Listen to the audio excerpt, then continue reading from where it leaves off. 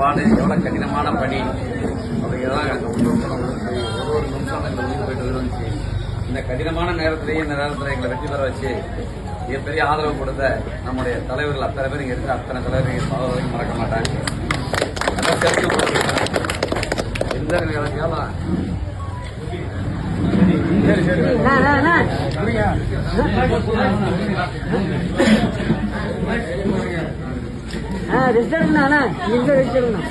நான் மட்டும் தலைவர் அத்தனை பேர் தலைவர் முதற்கும் மறுபடியும்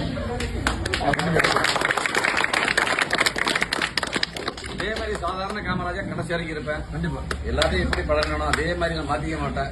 உண்மையா நேர்மையா எல்லாருக்கும் வெளிப்படையா என்ன சொல்லணும் அந்த வெள்ள மனத்தை நான் மாத்திக்க மாட்டேன். அரசியல் இந்த மாதிரி எனக்கு இதெல்லாம் பிடிக்காது.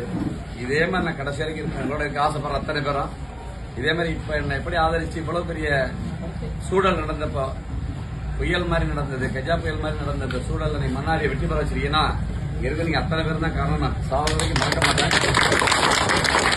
நன்றி கடப்பட்டிருக்கிற இந்த சட்டமன்ற அலுவலகம் நம்ம சிவானந்த வரையில சொன்னேன், மலர்ந்த வரையில சொன்னேன், ஆனந்தராஜில சொன்னேன், ஆர்ஜி குமார் சொன்னார். உங்களுக்கான அலுவலகம் நீங்க எப்ப வேணாலும் வரலாம், எப்ப வேணாலும் திறந்தே இருக்க வந்து இருக்கலாம்னு சொல்லியிருக்கிறேன். அதே மாதிரி மன்னாரில் இருக்கிற சட்டமன்ற இல்லமும் சரிதான் வரணும். நீங்க அத்தனை பேரை நீங்க உரிமையை எடுத்துக்கணும். யாரும் ஒதுக்கி போக கூடாதுங்கிற இந்த நேரத்தில் நான் கேட்டுக்கிறேன். எப்படி என்ன வெற்றி பெற